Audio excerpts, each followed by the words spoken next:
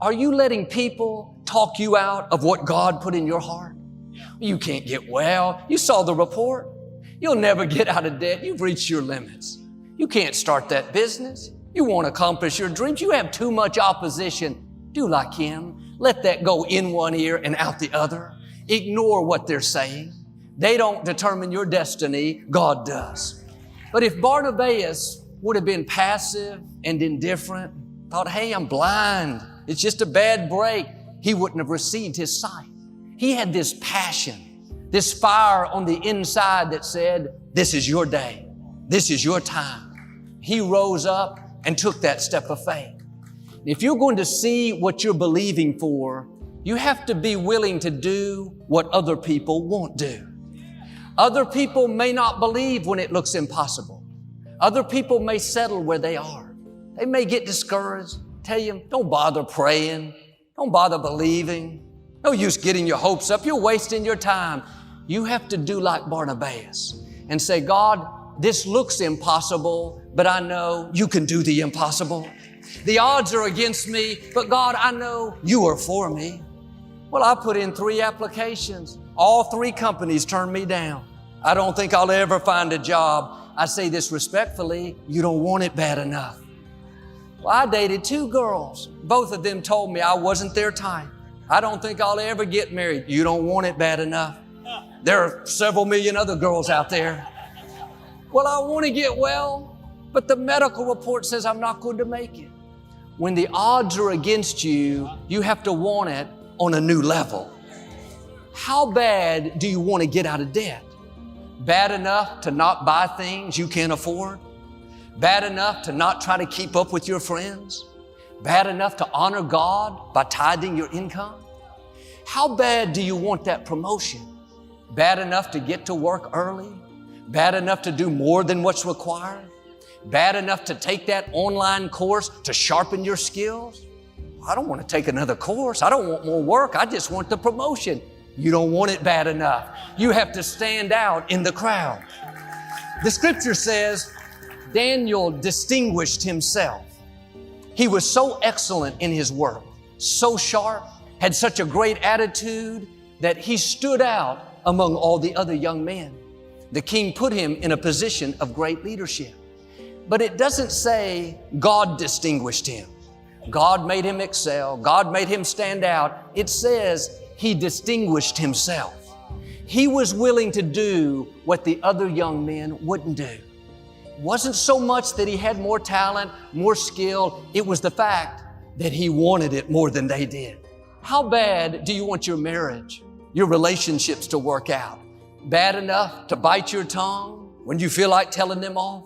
Bad enough to clean up a mess that you didn't make? There are new levels in front of us, but much of it depends on how bad we want it. God is not going to do everything for us. We have to do our part. When Lazarus died, Jesus told his family, roll away the stone and I'll raise Lazarus. Jesus could have moved the stone. He's God. He wanted to see how bad they wanted it. You can pray, God, help me to feel better.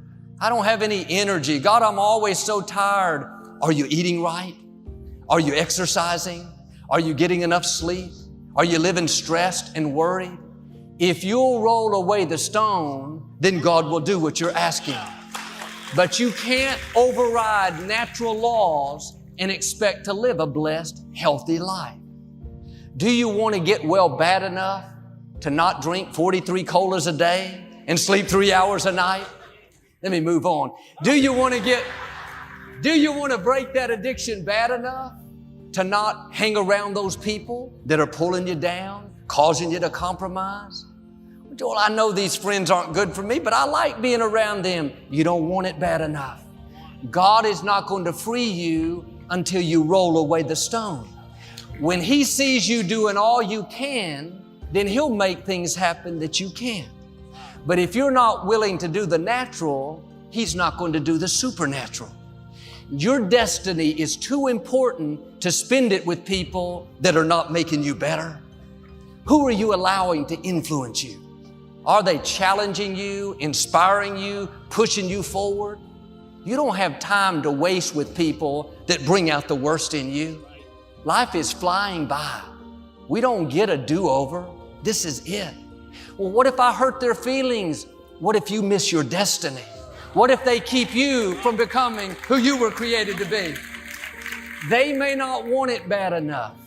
They may be okay with mediocrity, compromise, and barely getting by in life. That's their choice, but that's not who you are. You have seeds of greatness. You're destined to leave your mark. You weren't created to fit in, to be average, to live with addictions, dysfunction, lack, struggle. You were created to stand out in the crowd, to be a cut above. Now do your part and distinguish yourself. Be willing to do what others won't do. Yes, it takes discipline. Yes, you have to say no to carnal desires, but the pain of discipline is less than the pain of regret. It's hard to bite your tongue, not say what you feel, but that pain is less than the pain of having someone you love walk away. It's hard to lay off the junk food, things that are not good for you. That pain is less than the pain of not being healthy. It's hard to break away from a friend that's pulling you down, but that pain is less than not reaching your dreams. One of the saddest things is to come to the end of life and wonder what I could have become. What if I wouldn't have let those people talk me out of my miracle? What if I would have broken away from those friends that were causing me to compromise? Where would I be? What if I would have treated my spouse with respect? What if I would have taken that step of faith in my career and not played it safe all the time? You don't have to wonder. You can start right now. You have to pursue what God put in you. Being passive and indifferent will keep you from your destiny. Jesus said, those who hunger and thirst after righteousness will be filled. Here's the principle. If you're not hungering after anything, you're not going to be filled. Are you hungry to get well? Hungry to accomplish the dream? Hungry to meet the right person? You can teach people to have faith. You can encourage them to believe, but you can't make people be hungry.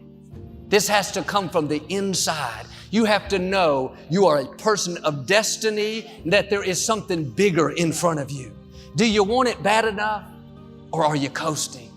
Have you let people talk you out of it? Bad breaks, disappointments, steal your passion, cause you to settle? Well, my business didn't make it. That's why I'm down. How do you know your next business is not going to make it? The medical report says I'm not going to get well. There's another report. It says God is restoring health back unto you. Are you hungry for it?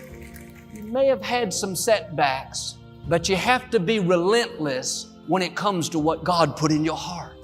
If you let people talk you out of it, delays, disappointments, then you didn't want it bad enough. And sometimes we talk ourselves out of it. It's too hard. Can't write that many letters. I don't have a computer. It's amazing what we'll do when we want something bad enough. When I met Victoria, I was madly in love.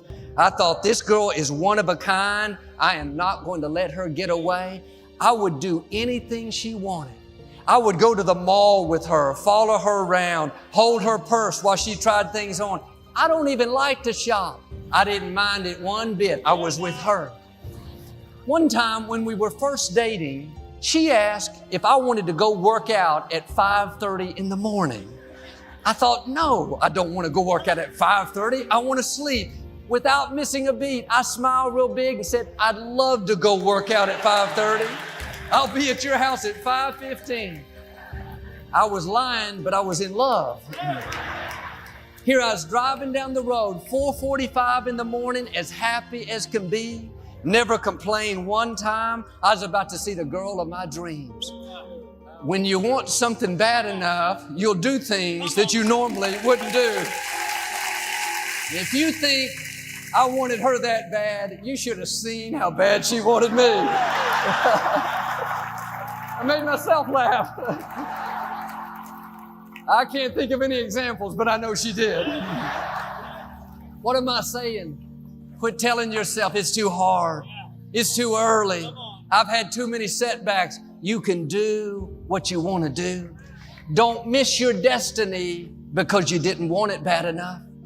What God put in you is worth fighting for. It's worth being uncomfortable for a season.